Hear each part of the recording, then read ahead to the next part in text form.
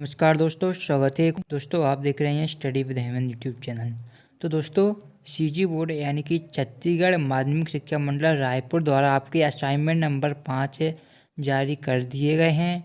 तो दोस्तों, इस वीडियो में हम आपको असाइनमेंट नंबर 5 का विषय गणित के असाइनमेंट का पूरा सॉल्यूशन बताने वाले हैं। इसलिए दोस्तों, वीडियो को पूरा लास्ट तक जरूर देखिएगा। यहाँ पर मैं आपको एक बार बता देता हूँ, इस प्रकार से पूरा आपको हैंड रिटन सॉल्यूशन दोस्तों प्रोवाइड किया जाएगा पूरे यूट्यूब पर आपको और कहीं देखने को नहीं मिलेगा। तो आपको क्या करना है दोस्तों, वीडियो को लास्ट तक देखना है। और अगर आपने अभी तक चैनल को सब्सक्राइब नहीं किया दोस्तों, चैनल को सब्सक्राइब कर दीजिए, क्योंकि इसी प्रकार की वीडियो हमारे चैनल पर हम आपको लगातार प्रोवाइड कराते रहते हैं। तो देखिएगा दोस्तों, क्वेश्चन नंबर 1 दिया गया है। सभी के डिटेल में मैं आपको डिस्कशन करूंगा सॉल्यूशन को। अगर आप 20 में से 20 अंक लाना चाहते हैं आपको असाइनमेंट में, तो वीडियो को पूरा जरूर देखें। देखिए, क्वेश्चन नंबर पहला दिया गया था, एक लंब वृत्तीय बेलन के आधार की परिधि हमें दी गई है 44 सेंटीमीटर यानी कि 44 सेंटीमीटर। ठीक है, यदि बेलन की ऊंचाई 10 सेंटीमीटर है तो बेलन का वक्रपृष्ठ और आयतन ज्ञात करना है। ठीक है, तो सबसे पहले आपको ये पता होना चाहिए कि जो बेलन का वक्रपृष्ठ का फॉर्मूला क्या होता है और आयतन का फॉर्मूला क्या होता है। ठीक है, तो बेलन का देखिए यहाँ पर जो परिधि है, इससे हम इसकी त्रिज्या निकालेंगे। त्रिज्या निकालने के बाद यहाँ पर क्या ऊंचाई हमें दी गई है, तो अब बस हमें इन दोनों फार्मूले में मान रखेंगे तो हमारा आंसर हमें देखने को मिल जाएगा। चलिए दोस्तों, देखते हैं सॉल्यूशन इस तरीके से। तो सबसे पहले दोस्तों यहाँ पर हमने माना कि बेलन का जो आधार की त्रिज्या 8 सेंटीमीटर मान ली तथा ऊंचाई 8 सेंटीमीटर मान लिया। ठीक है, जबकि जो बेलन की ऊंचाई h हमें दी गई थी जो कि 10 सेंटीमीटर थी, जैसा कि मैंने आपको बताया था। ठीक है, बेलन की आधार की परिधि दी गई थी जो कि 44 सेंटीमीटर है। परिधि का फॉर्मूला होता है 2πr। ठीक है, तो 2πr बराबर आपको 44 सेंटीमीटर हो जाएगा। तो r का मान निकालेंगे तो 2π आपके अपॉन में आ जाएंगे। तो 44 से 2 भाग देंगे तो ये आपको 22 बचेगा, 22/5। ठीक है, तो पाई का मान हम यहाँ पर 22/7 रखेंगे। तो यहाँ पर देखिए 7 ऊपर चला जाएगा और 22 आपके नीचे आ जाएंगे। तो 22 से 44 दो बार कटेंगे और 7 दूनी 14 यानी कि 14/2 आपका 14/2 यानी कि 7 सेंटीमीटर इसकी आपकी त्रिज्या निकल के आ जाएगी। त्रिज्या निकलने के बाद आपको सिंपली क्या करना है, बेलन के वक्रपृष्ठ का फॉर्मूला लगाना है। बेलन का वक्रपृष्ठ होता है आपका 2πr। ठीक है, तो 2 यहाँ पर लिखिए, पाई की जगह 22/7 लिखेंगे। r का मान हमने 7 यहाँ पर निकाल लिया, तो यहाँ पर 7 फिल कर देंगे। और h का मान जो ऊंचाई थी वो 10 में दी गई थी, तो बस आपको काटना है, 7 से 7 काटेंगे। ठीक है, और देखिए 22 दूनी 44 × 10 यानी कि 440 वर्ग सेंटीमीटर आ जाएगा। ठीक है, तो इस तरीके से आपको करना है। तो यहाँ तक आपका कंप्लीट हो चुका है। उसके बाद आपको बेलन का आयतन पूछा गया था दोस्तों। तो बेलन के आयतन का जो फॉर्मूला होता है आपको स्क्रीन पर दिख रहा होगा, होता है आपका πr²। ठीक है, तो यहाँ पर भी आपको कुछ नहीं करना दोस्तों। पाई का मान आपको पता है, पाई का मान 22/7 होता है, तो यहाँ पर 22/7 लिख लेना है। ठीक है, और r का मान आपको 7 हमने निकाला था, तो यहाँ पर r² है तो 7 × 7 हो जाएगा। ठीक है, उसके बाद h हमें दिया गया था 10 है, यहाँ पर 10 आपका कर देंगे। ठीक है, तो यहाँ से 7 से 7 आपका कट जाएगा। ठीक है, और 22 का 7 में गुणा करेंगे तो 2 7 दूनी 14 और 7 दूनी 14 15 यानी कि 154, और इसका हम 10 में गुणा करेंगे तो 1 0 बढ़ जाएगा, यानी कि 1540 घन सेंटीमीटर आ जाएगा। घन सेंटीमीटर इसलिए आया है क्योंकि यहाँ पर आयतन पूछा गया था। अगर यहाँ पर क्षेत्रफल पूछा जाता तो ये आपका वर्ग सेंटीमीटर में आता, जैसे कि आपको ऊपर आया था। ठीक है, तो आई होप आपको एक क्लियर हो गया होगा। ये क्वेश्चन नंबर 1 यहाँ पर कंप्लीट होता है। क्वेश्चन नंबर 2 यहाँ पर देखिए, मैं आपको पढ़ के बता देता हूँ एक बार, जो कि आपका दिया गया था कि यदि एक घनाभ की लंबाई 10 सेंटीमीटर, चौड़ाई 4 सेंटीमीटर तथा आकाशीय विकर्ण की लंबाई √141 सेंटीमीटर है, तो घनाभ की ऊंचाई ज्ञात कीजिए। तो ये आपको क्वेश्चन नंबर 2 है। तो यहाँ पर देखिए क्वेश्चन नंबर 2 को किस तरीके से हल करना है। यहाँ पर दिया गया है लंबाई जो कि L है आपकी 10 सेंटीमीटर है, चौड़ाई भी जो कि आपकी 4 सेंटीमीटर है, और जो एक आकाशीय विकर्ण की लंबाई दी गई है वो आपकी √141 यानी कि √141 सेंटीमीटर दी गई है। ठीक है, तो ये आपको दिया गया था, जो गिवन था वो मैंने आपको बता दिया है। अब हमें ज्ञात क्या करना है, तो हमें ऊंचाई जो कि h है उसे हमें ज्ञात करना है। तो यहाँ पर क्वेश्चन मार्क लगा हुआ है। ठीक है, तो सबसे पहले आपको जो पता होना चाहिए वो होना चाहिए कि जो विकर्ण की लंबाई का जो फॉर्मूला होता है वो आपको होता है √L² + B² + C², यानी कि लंबाई आधार गुणा ऊंचाई। ठीक है, तो ये आपको हो जाएगा, L लंबाई होती है। ठीक है, तो लंबाई हमें 10 दी गई थी, यहाँ पर आप देख सकते हैं।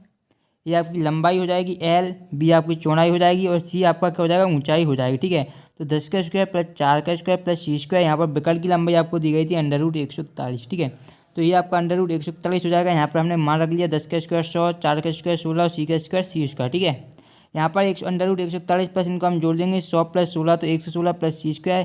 अब यहाँ पर देखिए इस पर भी अंडर लगा हुआ है, इस पर भी अंडर लगा हुआ है, तो हम क्या कर सकते हैं, दोनों का वर्ग कर देंगे तो अंडर हट जाएगा। तो दोनों का हमने यहाँ पर वर्ग कर दिया है। आप चाहें तो यहाँ पर एक लाइन लिख सकते हैं कि दोनों पक्षों का वर्ग करने पर। ठीक है, तो ये आपका 141 बाहर आ जाएगा। यहाँ पर 116 + C² बाहर निकल के आ जाएगा। तो 141 में 116 साइड आएगा तो ये माइनस में आएगा क्योंकि यहाँ पर प्लस में है। तो 141 में से 116 घटाएंगे तो 25 आएगा। तो सी स्क्वायर बराबर आपका 25 आ जाएगा। तो सी बराबर √25, तो सी का मान आपका 5 आ जाएगा। ठीक है, यानी कि ऊंचाई आपकी 5 निकल के आ चुकी है। यहाँ पर देख सकते हैं तथा ऊंचाई सी बराबर जो कि आपकी 5 सेंटीमीटर होगी। इस तरीके से सेकंड क्वेश्चन आपको हल करना था। ठीक है, थर्ड क्वेश्चन दिया गया था दोस्तों हमें, देखिए आयतनों का अनुपात दिया गया था जो कि था आपका 64:27। तो सबसे पहले हम दोनों की जो त्रिज्या है वो मानेंगे। पहले दो गोले दिए गए थे तो पहले गोले की त्रिज्या हम मान लेंगे R1 है और दूसरे गोले की त्रिज्या हम मान लेंगे R2 है, जबकि उनके आयतनों का अनुपात हमें दिया गया था 64:27। ठीक है, अब प्रश्न के अनुसार हमें दिया गया था कि प्रथम गोले का आयतन और जो दूसरे गोले के आयतनों का अनुपात है वो 64:27 है। तो प्रथम गोले का आयतन, देखिए गोले का आयतन का फॉर्मूला होता है 4/3 पाई r3। ठीक है, लेकिन चूंकि हमने प्रथम गोले की जो त्रिज्या वो R1 मानी है तो इसलिए यहाँ पर हम R1 लिखेंगे। ठीक है, आप R1 यहाँ पर लिख दीजिएगा और दूसरे गोले की त्रिज्या हमने R2 मानी है तो यहाँ पर हमें R2 लिखना पड़ेगा, जबकि फॉर्मूला सेम होता है 4/3 पाई r3, 4/3 पाई r3। लेकिन हमने R1 और R2 इसलिए लिखा है क्योंकि हमने प्रथम गोले की त्रिज्या R1 मानी थी और दूसरे की हमने मानी थी R2। ठीक है, और यहाँ पर इनका अनुपात है कितना 64:27। तो 4/3 से 4/3 कट जाएगा, पाई से पाई कट जाएगा। ठीक है, लेकिन R1 और R3 आपका बचेगा क्योंकि ये अलग अलग संख्याएं हैं। ठीक है, तो R1 क्यूब बटे R3 क्यूब बराबर आपका R2 क्यूब बराबर आपका हो जाएगा 64/27। ठीक है, तो यहाँ पर हम इसका होल स्क्वायर R1 बटे R स्क्वायर का होल क्यूब कर सकते हैं क्योंकि दोनों पर अलग अलग क्यू है तो हम एक साथ दोनों पर क्यू चढ़ा सकते हैं। इसी प्रकार 64 को हम देख सकते हैं 4/3 का होल क्यू। ठीक है, तो R1 और R2 का मान आपका आ जाएगा 4/3, यानी कि R1 अनुपात R2 बराबर आपका हो जाएगा 4:3। ठीक है, तो यहाँ पर इस तरीके से आपको लिख सकते हैं। ठीक है, अब हमें गोले का क्षेत्रफल भी इनका निकालना है। तो प्रथम गोले का क्षेत्रफल बराबर बटे दूसरे गोले का क्षेत्रफल। तो गोले का क्षेत्रफल होता है पाई R1 स्क्वायर। ठीक है, फॉर्मूला तो केवल होता है 4 पाई r स्क्वायर। ठीक है, लेकिन चूंकि हमने प्रथम जो गोला है उसकी त्रिज्या R1 मानी थी तो इसका हम R1 स्क्वायर करेंगे, जबकि दूसरे का करेंगे 4 पाई r2 स्क्वायर। ठीक है, तो यहाँ से 4 पाई कट जाएगा, यहाँ से 4 पाई कट जाएगा, यहाँ पर R1 स्क्वायर R2 स्क्वायर बचेगा। तो इस तरीके से R1 स्क्वायर R2 स्क्वायर बचेगा। ठीक है, तो यहाँ पर आपका 4/3 स्क्वायर बचेगा। तो 16/16 आपका ये राइट आंसर आ जाएगा। ठीक है, इस तरीके से आपको थर्ड क्वेश्चन करना था। फोर्थ क्वेश्चन यहाँ पर दिया गया है, देखिए बेलन का जो आयतन है आपका वो दिया गया है 24,750 घन सेंटीमीटर, जबकि वक्रपृष्ठ का क्षेत्रफल दिया गया है 3300 वर्ग सेंटीमीटर।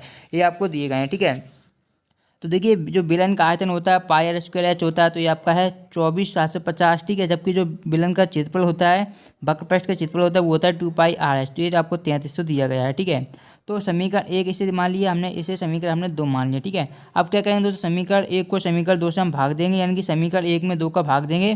तो इस तरीके से आपको भाग देना है। ठीक है, समीकरण 1 क्या था दोस्तों आपका, समीकरण 1 था आपका जो कि था पाई r²s। ठीक है, बटे समीकरण 2 था आपका 2 पाई r/s। ठीक है, तो एस से आपका कट जाएगा, पाई से पाई आपका कट जाएगा और एक r से आपका इसकी स्क्वायर कट जाएगा। तो ऊपर क्या बचेगा दोस्तों, r बचेगा और नीचे आपका 2 बचेगा। ठीक है, तो r/2 आपका r/2 बराबर आपको हो जाएगा 24,750 बटे 3300। तो यहाँ पर आप देख सकते हैं इस तरीके से r/2 आपका ये बचेगा। तो r का मान निकालेंगे तो इसका ऊपर गुणा हो जाएगा। तो यहाँ पर देखिए गुणा हो गया है, इसका आप गुणा करेंगे, उसके बाद 330 का भाग देंगे तो r का मान आपका 15 सेंटीमीटर निकल के आ जाएगा। इस तरीके से आपको r का मान निकाल लेना है।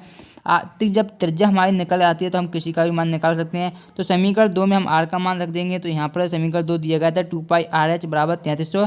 तो यहाँ पर 2 पाई r की जगह पे हम रख देंगे 15 × h बराबर 3300। तो यहाँ से हमारा h का मान निकल के आ जाएगा। बस सिंपली आपको कैलकुलेशन करना है, 7 का इसमें गुणा करेंगे और 44 का इसमें भाग देंगे। तो इस तरीके से आपका जो आंसर आ जाएगा वो h यानी ऊंचाई आ जाएगी आपकी 35 सेंटीमीटर। ठीक है, ऊंचाई निकालने के बाद आधार की त्रिज्या r आपकी 15 सेंटीमीटर आ चुकी है जो कि हमने निकाली थी, और ऊंचाई हमने निकाली है 35 सेंटीमीटर। इस तरीके से इस क्वेश्चन का आंसर यहाँ पर कंप्लीट होता है। आई होप आपको ये क्वेश्चन भी समझ में आ गया होगा। और दोस्तों सीजी बोर्ड के सभी असाइनमेंट के सोल्यूशन हमारे चैनल पर प्रोवाइड किए जा रहे हैं, इसलिए अगर चैनल को सब्सक्राइब नहीं किया चैनल को सब्सक्राइब जरूर कर लें। डिस्क्रिप्शन में आपको सभी असाइनमेंट के सोल्यूशन की लिंक नीचे मिल जाएगी, तो वहाँ से आप सभी असाइनमेंट के सॉल्यूशन चेक कर सकते हैं। ठीक है, पीडीएफ डाउनलोड करने के लिए डिस्क्रिप्शन में आपको हमारे टेलीग्राम ग्रुप की लिंक मिलेगी, वहाँ से जाकर टेलीग्राम ग्रुप ज्वाइन कर लीजिएगा। ठीक है, यहाँ पर देखिए अर्धगोले का व्यास हमें दिया गया है क्वेश्चन 5 में, जो कि डी है 6 सेंटीमीटर है। तो व्यास दिया गया है, त्रिज्या निकालनी है। तो व्यास की आधी त्रिज्या होती है, त्रिज्या आपकी 3 सेंटीमीटर आ जाएगी, 2 का भाग देंगे। तो अर्धगोले का संपूर्ण पृष्ठीय क्षेत्रफल आपको यहाँ पर निकालना है। तो ये फॉर्मूला होता है 3 पाई r²। तो 3 पाई ठीक है, आर आपकी 3 दी गई है तो 3 × 3 क्योंकि ये स्क्वायर है तो आपको 27 वर्ग सेंटीमीटर आ जाएगी। तो अर्धगोले का आयतन निकालना 2/3 पाई आर क्यू। इस तरीके से ऐसे सिंपली आप सॉल्व कर देंगे तो आपका आंसर 10 पाई घन सेंटीमीटर आ जाएगा। इस तरीके से ये आपका मैथ का असाइनमेंट का सॉल्यूशन यहाँ पर कंप्लीट होता है। दोस्तों अगर आपको ये वीडियो पसंद आए तो वीडियो को लाइक करें और चैनल को अगर आपने अभी तक सब्सक्राइब नहीं किया तो देर किस बात के चैनल को भी सब्सक्राइब करें। हम मिलते हैं नेक्स्ट सॉल्यूशन के साथ, तब तक देखते हैं आपका अपना चैनल। धन्यवाद दोस्तों वीडियो को लास्ट तक देखने के लिए।